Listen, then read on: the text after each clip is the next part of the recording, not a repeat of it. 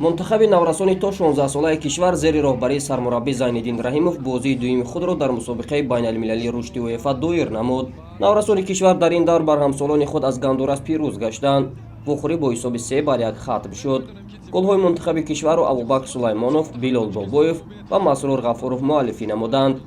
در بازی دیگر میزبانان مسابقه مکدونیای شمالی با ملی‌پوشان کوسوو مساوی 1-1 بازی نمودند، ولی در ضربات پنالتی با حساب 4-3 پیروزی به دست آوردند.